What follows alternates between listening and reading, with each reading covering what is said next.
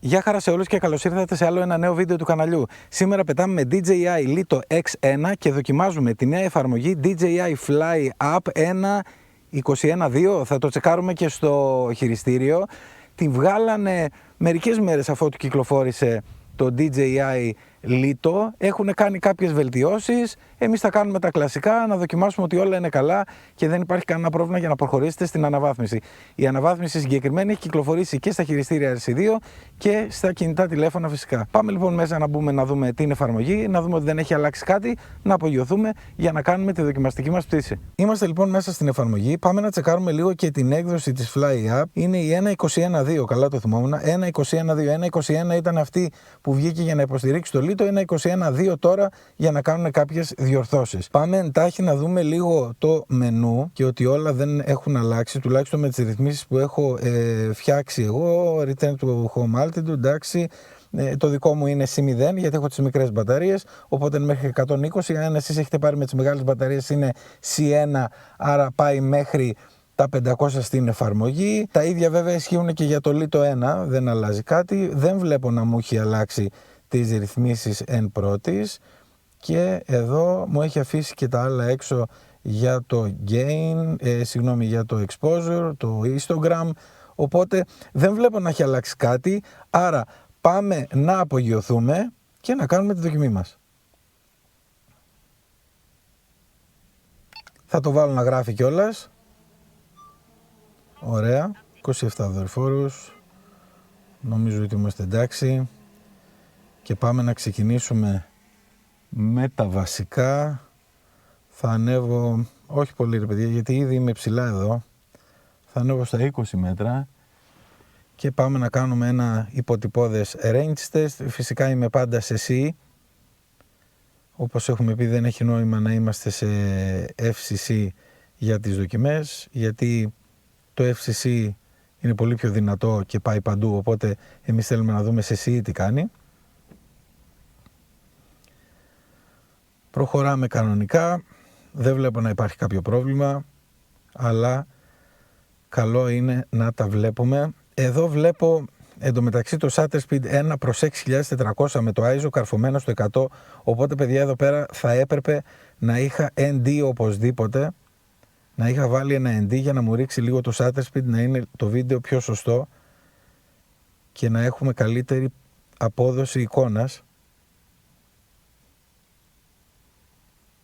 Αλλά δεν τα έφερα. Τα ND είναι ακριβώς τα ίδια για το X1. Για το X1 είναι ακριβώς τα ίδια με το DJI Flip. Οπότε όσοι θέλετε να προμηθευτείτε ND για το X1, παίρνετε του Flip. Είμαστε στα 900 μέτρα. Δεν υπάρχει κανένα πρόβλημα και τώρα πάμε στα 1000. Σε αυτό το σημείο σταματάω το βίντεο. Γυρνάμε φωτογραφίες. Και ερχόμαστε εδώ, κοίτα εδώ, περίεργο σχηματισμός, Λοιπόν, βγάζουμε φωτογραφίες, είναι όλα εντάξει. Να δοκιμάσουμε και το zoom του Lito, γιατί όχι. Να βγάλουμε και εδώ. Χάνουμε ποιότητα όμως, γιατί είναι ψηφιακό το zoom. Πηγαίνουμε πίσω στο βίντεο. Γυρνάμε από την άλλη πλευρά. Γυρνάμε την εικόνα για 16 προς 9. Είναι όλα καλά, όπως είπαμε είναι crop και δεν γυρνάει η κάμερα, άρα μειώνεται και η ποιότητα, είναι 2,5K αν θυμάμαι καλά στο κάθετο orientation και φυσικά είμαστε και σε πολύ ωραίο σημείο εδώ να βγάλουμε ένα ωραίο πανόραμα. Θα έρθω λίγο έτσι για να πιάσω πιο κέντρο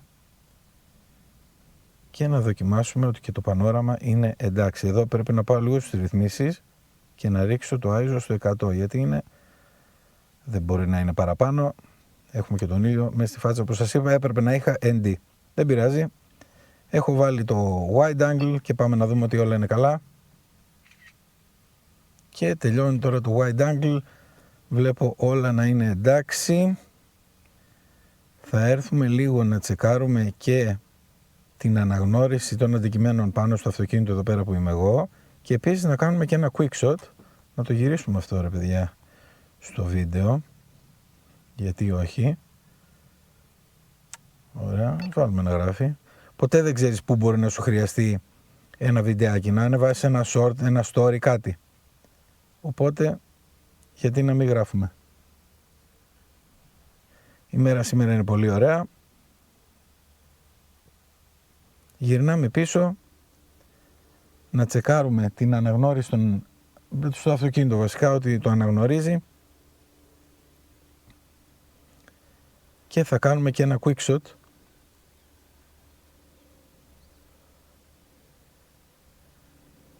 επίσης.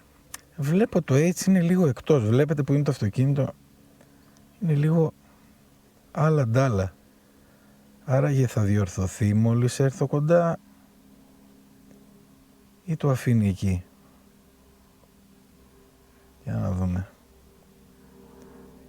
Θα αλλάξει, εκτός και αν περνάει και ένα μονοκινητήριο από πάνω. Για να δούμε.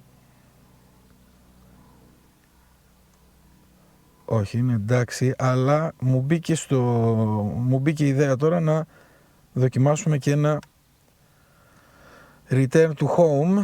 Σε αυτό το σημείο θα κλείσω το βίντεο και θα πάμε να δούμε ότι αναγνωρίζει κανονικά τα αντικείμενα και τα αναγνωρίζει, όπως βλέπετε βγήκε το SYN, και συνεχεία θα πάμε και ένα quick shot να κάνουμε. Στην προκειμένη περίπτωση νομίζω ότι το κατάλληλο quick shot είναι ένα drone, αλλά θα το κάνω από την άλλη πλευρά, παιδιά, για να φαίνεται το φράγμα, η λίμνη μάλλον. Οπότε γυρνάμε, έρχομαι πιο κοντά και μη σας πω, θα κάνουμε το quick shot με κάθετο για να μπορώ να τα ανεβάσω και σαν story, και θα έρθω και λίγο έτσι για να μας πάρει λίγο καλύτερα, να έχει και καλύτερα το background. Κάτσε να διαλέξω το αυτοκίνητο και να έρθω και πιο κάτω. Πόσο ύψος είμαι? 20 μέτρα. Εδώ νομίζω καλά είναι. Distance τώρα θα του δώσουμε, γιατί έχουμε χώρο, και πάμε start να δούμε ότι όλα είναι καλά. Κάθετο orientation λοιπόν με DJI Lito X1, το οποίο το κάνει crop. Ναι μεν crop, αλλά βοηθάει πάρα πολύ, γιατί σου κάνει export κατευθείαν το βίντεο σε 9:16 και είναι πάρα πολύ βοηθητικό, για να μην καθόμαστε να κροπάρουμε εμείς μετά. Νομίζω ότι έπρεπε να βάλω λίγο παραπάνω απόσταση και θα πάμε να το ξανακάνουμε βάζοντας νομίζω 120-150 μέτρα, μην σας πω. Από μπαταρία, όπως βλέπετε, παρόλο που είναι μικρές μπαταρίες, πετάμε τώρα και έχει πάει στο 73%. 120 μέτρα λοιπόν, νομίζω είναι και η maximum απόσταση που μπορεί να κάνει το quick shot. Πάμε να μας κάνει ένα ωραίο drone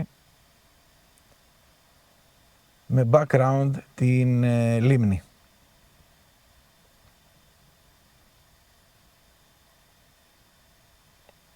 Απόσταση 120, 140, εντάξει, ήταν και τα μέτρα που ήμουν μακριά από το αυτοκίνητο, οπότε δουλεύει και αυτό μια χαρά, και το αποτέλεσμα, εννοώ το υψηλής ανάλυσης βίντεο, θα το ανεβάσω σε story, σε shorts κτλ. Για να το δούμε. Γυρνάμε πίσω και θα το βάλω βίντεο. Σας είπα και πριν ότι θέλω να τσεκάρω το return to home. Για να δούμε. Περνάει από πάνω το Lito. Να το πάμε να έχει μία απόσταση, ρε παιδιά. Σε αυτό το σημείο πρέπει να βγω και έξω όμως, για να το παρακολουθώ σε περίπτωση που γίνει κάτι, να μπορέσω να το σταματήσω. Άρα, που είμαστε, 200 μέτρα, ας το πάμε στα 300.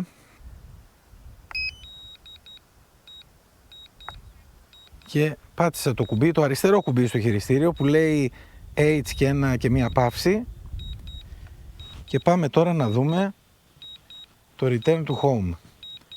Μην ξεχνάμε, το X1 έχει και LiDAR απάνω, οπότε μπορεί να κάνει map την διαδρομή και να γυρίσει με ακρίβεια. Δείτε εδώ πέρα έχουμε και τη χαλάκι δίπλα, από πίσω είναι το αυτοκίνητο που κάθομαι εγώ, είμαστε περιορισμένα, οπότε θα είμαι stand-by να σταματήσω αν χρειαστεί.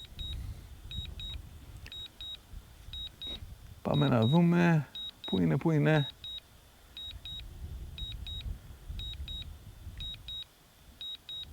Το ακούω, να το βλέπω. Δεν ξέρω αν το βλέπετε εσείς, γιατί είναι και μικρό το λίτο. Έρχεται με σταθερή ταχύτητα και βλέπετε πως έχει κάνει map τη διαδρομή και θα έρθει από μπροστά. Εντωμεταξύ μπροστά έχει και μια κολόνα δρόμου, οπότε εγώ θα προσέχω.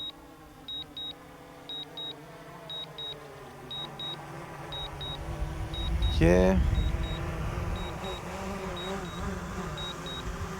παιδιά, είναι πολύ tight, αλλά νομίζω ότι τα καταφέρνει. Είναι πάρα πολύ κοντά, παιδιά, το πήρα στο χέρι γιατί πήγε πάρα πολύ κοντά στο τιχαλάκι. Εάν ήταν, εντωμεταξύ δεν βολεύει γιατί φέρνει και αέρα αυτό το τιχαλάκι και φυσικά όλη την ώρα δεν φύσαγε και μόλις πήγα να προσγειωθώ φύσηξε, αλλά πήγαμε πάρα πολύ κοντά σε αυτό το τιχαλάκι. Εγώ νομίζω ότι αν δεν υπήρχε το τιχαλάκι αυτό δεν θα υπήρχε θέμα, θα προσγειωνόταν και θα το άφηνα βέβαια, όπως είδατε. Μιλάμε όμως για, τι να σας πω, ξέρω, 20 πόντους, μπορεί να λέω και πολύ, 15-20 πόντους, αλλά βλέπετε πόσο στενά είμαστε εδώ, γι' αυτό και το πήρα στο χέρι. Νομίζω ότι αν είχα βάλει, ας πούμε, είχα απογειωθεί από εκεί και είχαμε το χώρο, δεν θα υπήρχε κανένα θέμα, έτσι. Θα το ξανακάνουμε δοκιμή, κάπου που να έχουμε λίγο περισσότερο χώρο για να μην είμαι αναγκασμένος να πατήσω cancel και να ακυρώσω την προσγείωση. Ωραία, το DJI Lito X1 είναι κάτω, η καινούργια εφαρμογή είναι μια χαρά. Σας ευχαριστώ πολύ που ήσασταν για άλλο ένα βίντεο κοντά στο κανάλι. Like, subscribe, τα σχόλια σας από κάτω και τα λέμε στο επόμενο. Γεια χαρά!